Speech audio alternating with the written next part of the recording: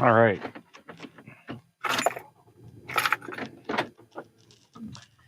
I don't actually have a car. I sold it last year. My brother's been kind enough to let me have his here and there. So when I want to do some errands, such as today, I get to borrow it. But yeah, the next year, to summarize, I think Southeast Asia for about 4 weeks with my friend Marissa, and then she will probably return to Canada, maybe come with me to Australia. Um, and if I'm in Oceania, I want to at least see like 3 countries in that continent to really say I've been there. Because, like, don't get me wrong, I've met some amazing people and done like 7 continents in 7 months. But they only went through Egypt. So it's like, have you really seen the continent? I can easily say I have seen North America, South America, and Asia's flipping huge, but I've already seen 4 countries.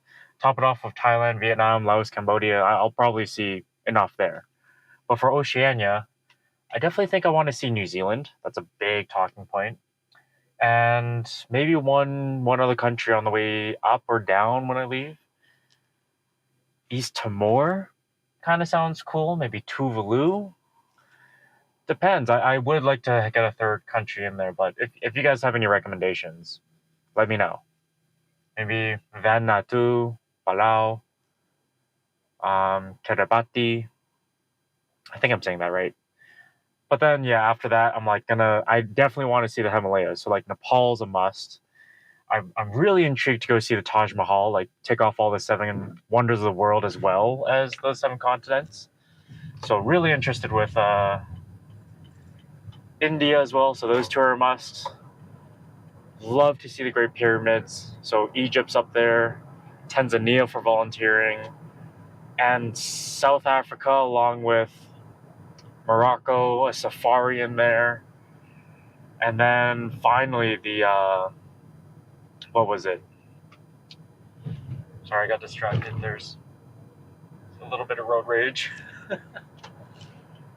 But what's last? Europe, of course. And I mean, there's so many countries in Europe I'm going to, so I don't even need to think about it. It's just a route a little bit. Depends on where my friends are. Definitely going to Germany, Netherlands. I have a friend in Norway, Sweden, Spain, Belgium. I want to go to Italy as well. I haven't met too many Italians out on my travels, but Italy is a for sure must. UK, London, obviously those areas, Scotland, Wales. Where else? There's so much, so much. So I think what I will be doing is doing this trip for the next however long it takes. This past one, I was like, yeah, a year was a good amount of time. I spent a decent amount of time in each country, and honestly, I wouldn't have changed anything. So that's what I think will happen in the next year or so. Yeah, and on that conversation, what another topic that a lot of people ask, like, how can you afford all this? And well, simply two ways to make this much money. A, I lived with my parents for a long time. Like, even in and out of COVID, I did move out for the better part of like maybe 1 year with my friend. But even then, his parents were much more of like, hey, we would like you to like house sit more than anything. Because my roommate sometimes goes out to the mountains and isn't home for like a week or here and there. So having an extra roommate, they were more so concerned about me making sure no one's gonna rob the house or whatever. And that rent was stupid cheap. It's like 1,200, and I had like a very big house for myself, hot tub and all that. And when they were back, because they're summer birds or snowbirds, sorry. So when they come back for summer, I would just move back with my parents. And honestly, that's a big cost savings. Like, so 20, that's like, if I went to go rent my own place, maybe $1,000 a month at most. So that'd be, what, 12,000, maybe 24,000 I would save just by living with my parents. And the other part was that I did work very tirelessly in a high paying job, I would say. Like, it was very good pay. Every year it always got better for pay. And I didn't spend much. I don't need, like, my biggest expense was my car. I spent 17 grand, but I got all that money back when I sold it and left. So really everything there, like, I bring my own lunch. I don't go buy. I bought one set of clothes at the very beginning of that job. Spent like maybe $300 on like 5 sets of plaid shirts and maybe 3-4 pairs of dress pants and rotated shoes. All in all, it's like, yeah, $500. But like over 3.5 years, I never changed shirts. And my coworkers made fun of me. That's perfectly fine. I saved a lot of money by not buying new things all the time. So yeah, just mentality of like low expenses and smart purchases. I didn't go in and finance a car that I didn't need. I knew what I wanted, and I got money. I made money out of it. So with all that said and done, I was also putting money in investments. Oh my gosh, that was also a lot of money lost, but a lot of money gained. And yeah, I just penny pinch, saved up, and I was at a point in my life where I had enough money for a down payment on a house.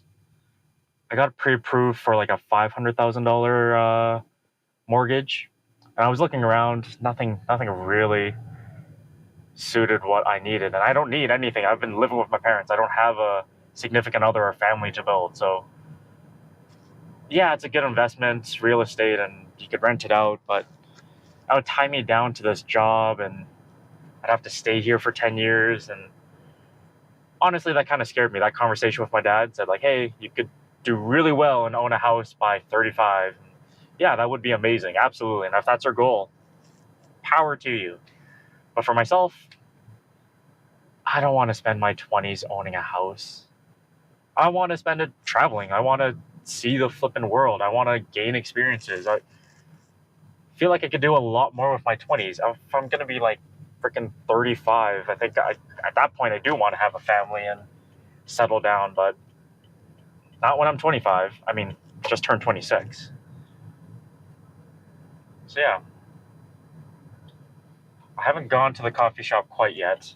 I actually need to go shop for some shoes and a journal for my trip, because I finished up my journal on this past year, and my shoes, I mean, I ran and trained for a marathon.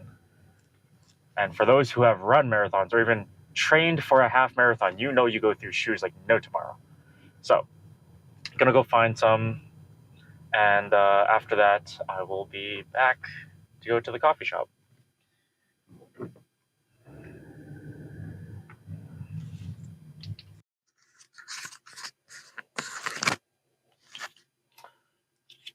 Well, didn't have the journal or shoes to my size, so I guess a failed shopping attempt. I said I was gonna go get coffee, but plans have changed. Going back to my old place of work to talk to an old friend. Or should I say coworker?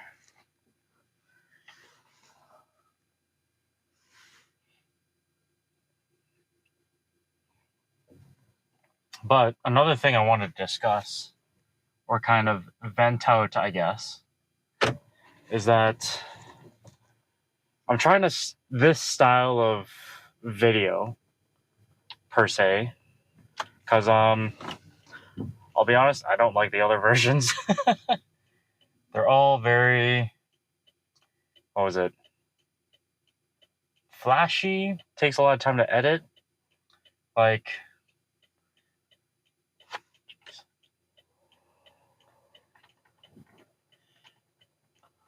hold on, I'm just trying to drive on out of here. Okay. Yeah, so the videos I tend to make or have envisioned is that they're motivational, inspiring, but I will say that nonstop is just BS. Like this, that's not what life is and what most influencer puts on. Like, hey, look at my amazing life. I'm traveling the world, and this is how you can do it. Like, no, that's not how this works.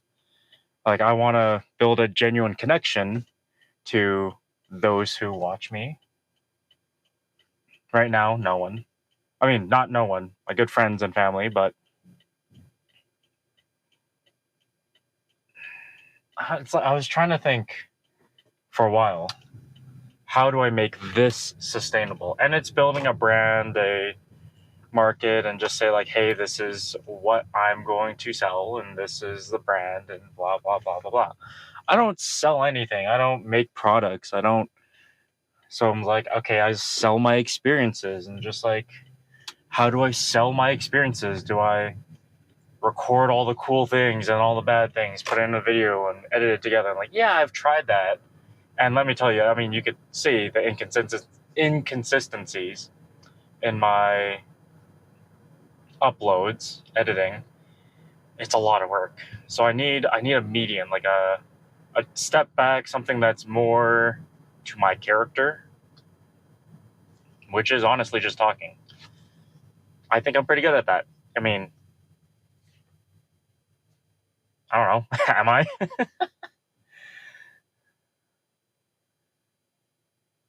So someone else's words, not mine, make me sound on my high horse or like egotistical, but I'm impressionable. I would almost say charismatic, but I think that's pushing it. No, but I worked in customer service for the 3.5 years, like I said, in Volvo. And in that time, you get to learn how to build trust and talk to clientele and like sell a product. So for me, that's simply doing that, but with my travels. And the only way to really do that and dive in depth is just talk to this camera. And I want to do it on a weekly basis. Like every week, I want to put out a video like this where I just go about my day. And things are going to change. Like this is me driving around my hometown, Calgary, running a few errands that I do, like talking to old friends, mainly catching up with old friends. That's something I love to do. And obviously I can't film that.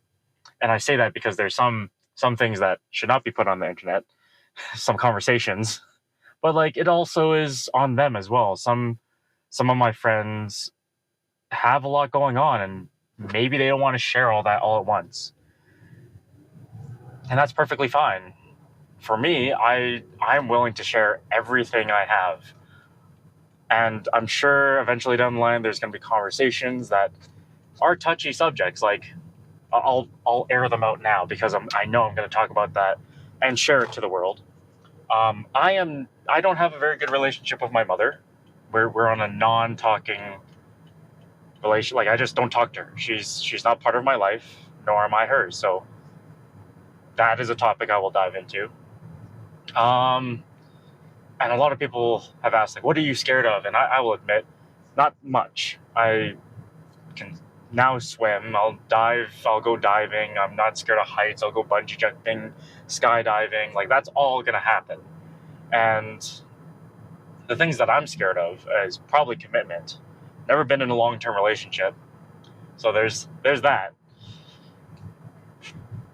Again, these are weird, touchy subjects, but like my struggle through these will eventually help someone, I hope, or just openly talking about it, because I've learned previously keeping all this bottled up sucks. And talking to one friend you trust and all that is fine.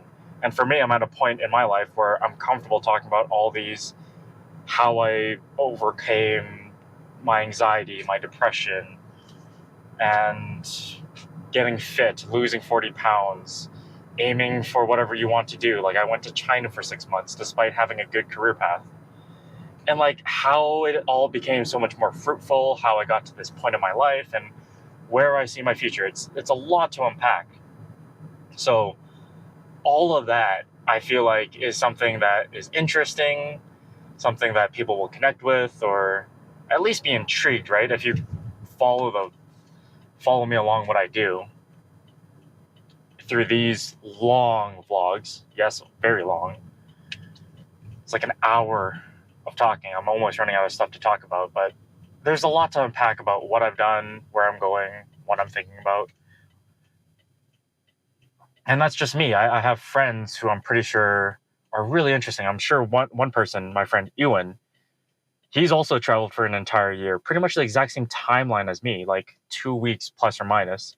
And he's been through Europe, Africa, and Asia. Like I need him to come on I would say it would be a podcast and you'll probably see it. But it's just us talking about like our travels, the things we dealt with despite going to completely different continents. Like I went through, I guess, Central America, South America, and Antarctica.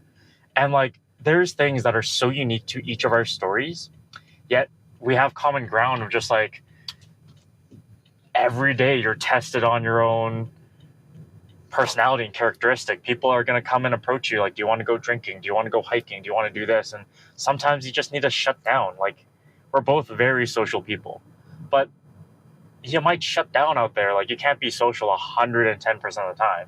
You'll burn out. And especially after a year, both of us have experienced our burnouts. And he traveled with Laura for about 7 months. That's amazing. And they had a good chemistry. They knew where their spaces could be. And like, I'm going to go travel with Marissa for a month and we'll see how that dynamic works. And it's just so much interesting, like conversations to have. So there's a lot of other people in my lives that I could probably put on here to their comfort level, whether they want to hide their identity, whatever it might be, but just have an open conversation. And also, so that's like one, I'll put like maybe one of these a week out, hopefully starting from this week, and stay consistent.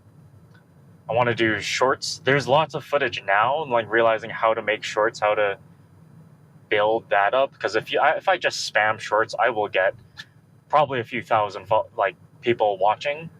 So if I keep that consistent, I'll grow. I'm sure of it. Just have to have right ideas, good footage, and eventually, if I keep at it, if I put 3 shorts out in a week for a year, how much better am I going to be in a year? Like, I mean, you just saw my last video. Hopefully, you saw my last video. If not, highly recommend going seeing that, because I made a video as I left Canada, and let me tell you, I thought it was nice. I liked it when I left, and now a year later, I'm like, that's trash. It's terrible. Like, why didn't I do X, Y, and Z? And the one I've just recently made, I think, is probably one of the more beautiful videos I could muster up and put together. So who knows what I could do in a year if I keep at it. And I wasn't even 100% at video editing this past year. It's been kind of like a side hobby. I've not really gained as much ground as I'd like, but I'm making improvements, which is nice. So making more improvements on shorts, these type of vlogs, and maybe some other inspirational ones or some really bad ones. Like a good guide and compass for me, I would say, if you haven't noticed, I talk about it all the time, is Yes Theory. And like, there's some things that I love them to bits. I'll say that much. But you know how frustrating it is to watch someone do exactly what you want to do with your life? Like, and they're there. Like, how do I describe this? I watch Yes Theory like religiously. I love their message. I love their community, what they stand for, their goals, and they evolve and change. And they're now like a beautiful storytelling channel, and I love it. And I loved how connected they felt to the community. Like, they spend their time and effort to connect everyone. And I love that. And I'm wearing their merch, I want to more or less preach what they've said. It's amazing. But then I saw that they went to China, and they had they were skeptical. Like they weren't sure if it was safe, and they're like being there. But then once they got there, they saw how beautiful that country was. And I have to say, I've gone to China to do martial arts for 6 months. It is an absolutely beautiful country, and I would love to continue to visit and go and see the rest of that country because it's amazing and beautiful. But like that perspective, I was so frustrated watching their videos because it was like, I want to do that. I want to do that as well in my own way. So like I slowly, unfortunately, had to stop watching because I just got frustrated watching it, because it's like seeing someone live your own dream, like live your dream. You're like, I know I can do that. I can get there. So I need to put the time and effort into, getting to that point. And oh geez.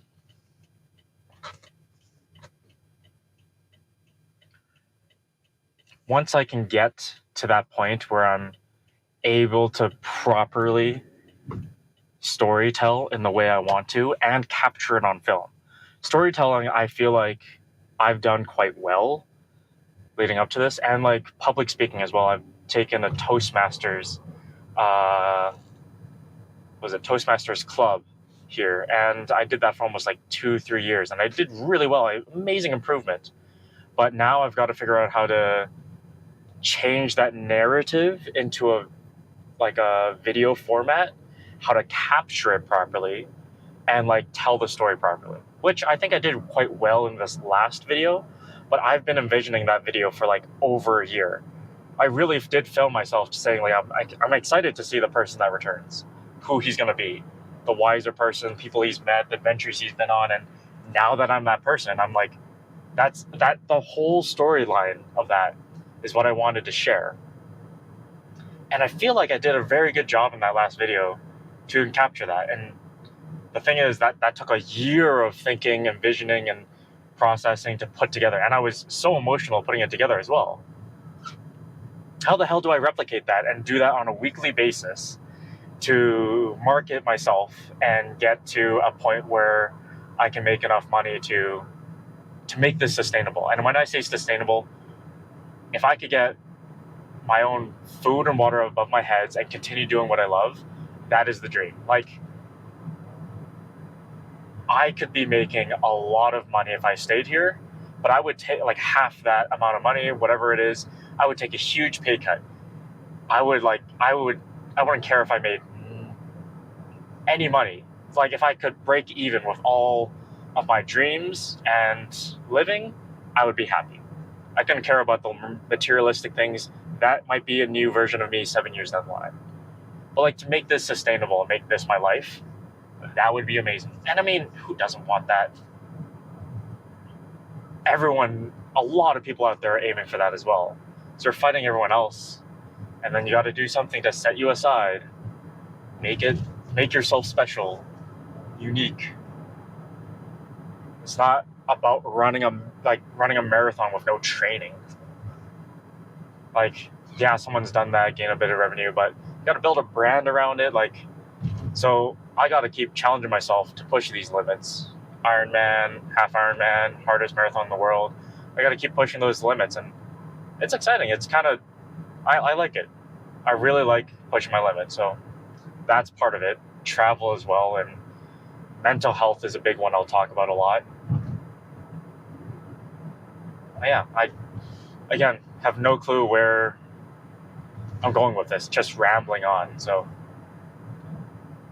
I'm sure, yeah, first video of any format, it's always going to suck. And yeah, of course, you're going to keep stumbling and screwing up. So you screw up enough, you're going to hit gold. And I've got a little inkling of what and where I want to go with the direction of these videos, but honestly, this one's just a ramble. I highly doubt anyone's even going to listen to my entire rambling for the whole hour, but I appreciate it. And if you are listening and have actually listened to this freaking part, which is, I mean, props to you. I have some busy ass friends who can only took like a whole day to watch my hour-long video in Antarctica. But like, give me some criticism. Give me some feedback as to what you think will work, what you think doesn't work, and I'll change, adapt, make this better. That last video, I think it's only so good because I had my brother and a good friend look over my video before I posted it and make 2 small adjustments. And I think it made my video that much better. Just 2 small things, and both made it better, and I'm happy about it. Anyway, almost back to my old place of work. And yeah, gonna talk to an old coworker and then head off to that coffee shop.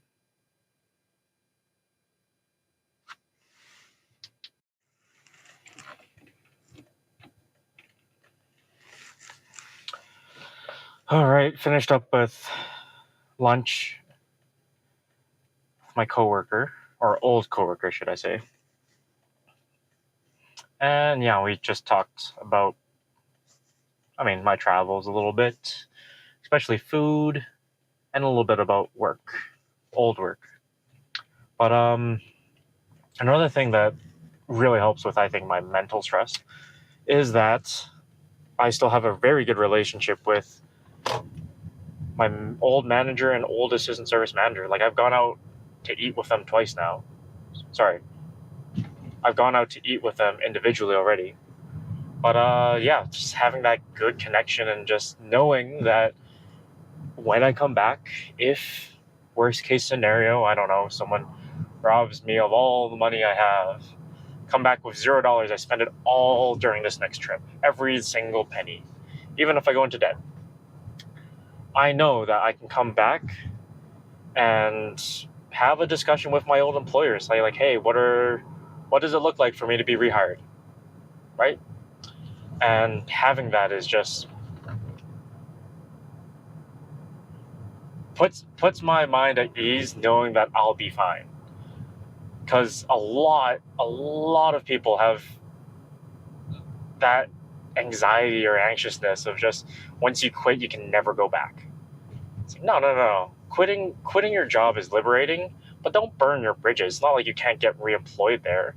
And even if you can't get reemployed by your old place of work, you have skills. Everyone has skills at this point in their life.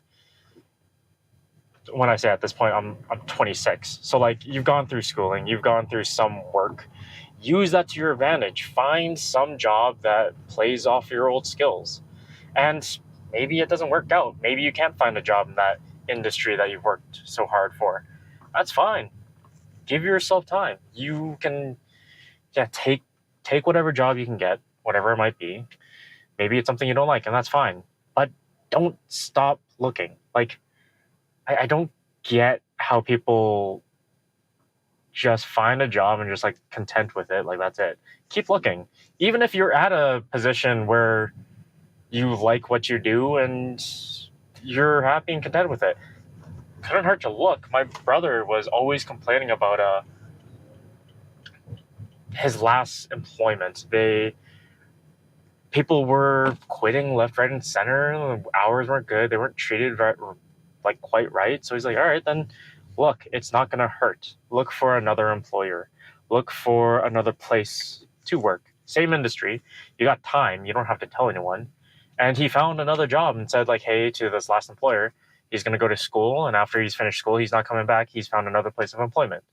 Said all the best and moved on. And he gets paid more.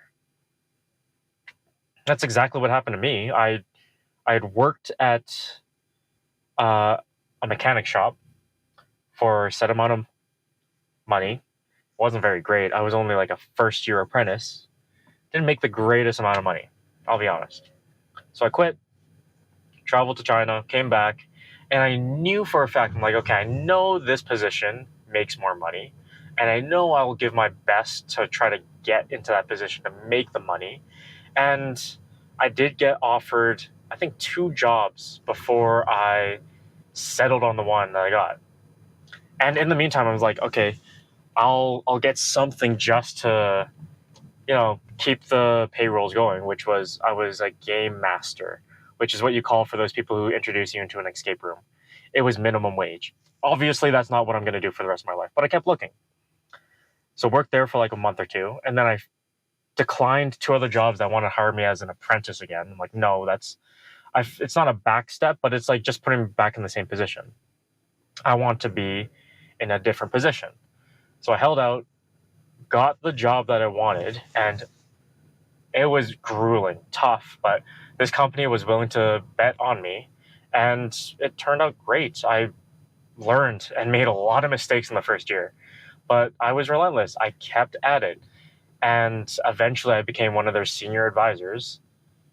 Not because I worked hard, just because the senior people left. But I became a pretty good employee, and I'm happy to say that I'd be willing to go back to work with them if worst case scenario I have to go back to work. But yeah, don't have to always. It's not going to be there. What you want, your perfect ideal job is not going to just appear as an opportunity. You're going to have to take some crappy jobs. You're going to have to learn go through it, really. And then you can start looking, be a little bit more picky when you have one, and just continuously overturn it and make more conscious decisions of where you want to work, what you want to do, how much you want to make, which is what I'm trying to do online. That stresses me out because I have no clue what the hell I'm doing online. Anyway, I'm just about to pull up on my coffee shop, and I say my coffee shop, the coffee shop I go to. So I'm gonna quickly find parking here, and then I don't know, introduce you.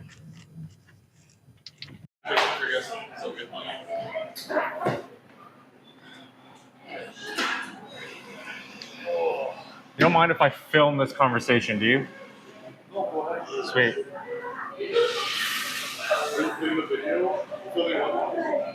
Our conversations, just like my normal day-to-day, because I think we talked about it last night, but like I want to shift the way I do my videos.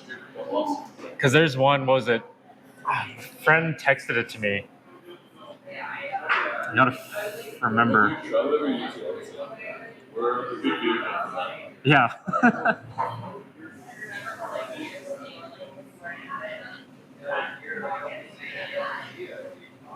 So my friend told me about Sam Sulek. Essentially, he's a big bodybuilder, right? And his videos mainly it's an hour-long video, but still gets millions of views. And essentially, he's just doing his day-to-day and talking about how he works out, his protein. Like, people are intrigued about that, and just like making a friend out of it, because you don't have a friend out of a 10-second short. You don't build a relationship or anything. So I'm like, I think my strong suit, and take me off my high horse if I am, is my I'm impressionable. Like, we talked about customer service, all that. Like, that's the level of what I do. That's like what we talked about yesterday, where it's like you formulate deeper connections with people. Yeah. Right? And that's volumes. Yeah, so I know I can do that through my customer service. I'm like, if I could change my videos to be that, because it's easier to just cut these 10, 15-minute portions of me just talking about my day-to-day and put it together. So much easier than what I just posted. Is the video live? Video is live. I made 2 small adjustments. My brother told me, and just like it makes it. I had 2 people review it, and it's just like their recommendations were spot on, and I think it's the best video I've put out. Yeah, I'm gonna go check it out. It's not like Antarctica, an hour long. Yeah, but this one's only like 3.5 minutes. Oh, so that's actually not that long. Yeah, no, not bad at all. It's like a watch it on your break kind of. I'm off in like 30 minutes, so. Oh, you'll see it, yeah. Because I think I put a lot of freaking heart into that one, so hopefully it translates. Hey, even if it doesn't, it's for you, right? Yeah. Which is, I got to put that through my head. Everything I do is for me. If I don't like it, don't have to. And that's the thing, right? When you're creating content, yeah, you should have like everyone else in mind, but it's also for you. but it mainly is for me, because if I'm not doing what I want to do, what's the point of starting? Why do you think I make this? That is 100% true. This is your Make it for no. This is a beautiful touch. I. The reason why I have this is I'm like, oh, I want this on this. Yeah. That's what makes it unique.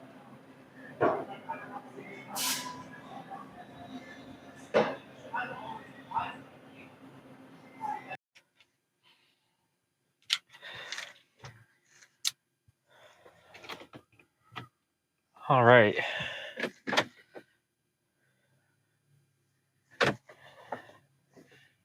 Quickly get out of here. Okay.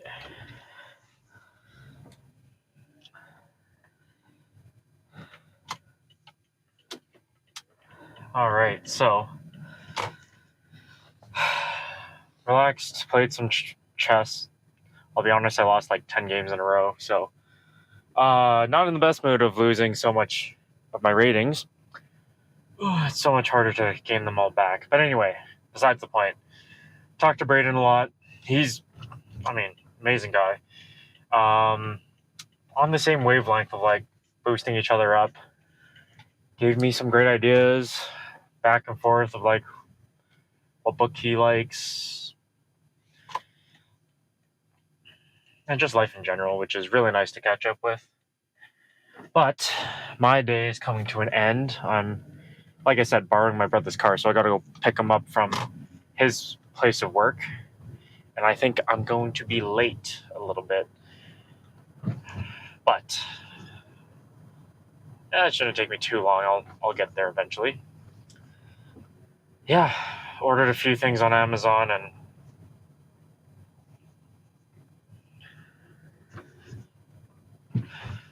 I'm trying to recap what the heck I've been talking about. But yeah, what's next? Next part of my travels and all that. And doing my rounds, talking to the people and friends I have in Calgary. And it's nice. Nice knowing that even though a year has gone by, a lot has changed, but yet we can go back to like what it used to be, like nothing's changed. It's a bittersweet knowing that, bitter in a sense, like if I was here, I'd probably lose my mind because nothing has changed. But sweet in a sense that I can always come back and reminisce and kind of feel back at home because nothing's changed. So bittersweet moments. Anyway, I will catch you guys up next week. It's going to be entertaining. A lot of this, I probably will be filming it in Vancouver. Very exciting to be in Vancouver. I have a friend, specifically Alex. He's competed in long distance cycling. So I mentioned I've never cycled 90 kilometers for this half Ironman. So going to go over to Vancouver, stay with him, and siphon all the information I can about, bikes.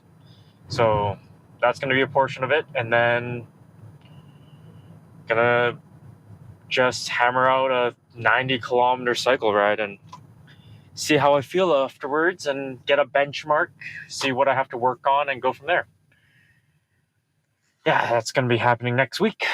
And then I'll be back to continue editing my own videos and all that. So, yeah. See you guys next week. And again, if you make it this far, give me recommendations as to how I make this better or what you want from me, like top 10 tips for South America, where to go, where not to go, what it's most interesting, and load me with all your questions. Like I need some format rather than just rambling on. So appreciate it. I will see you all later.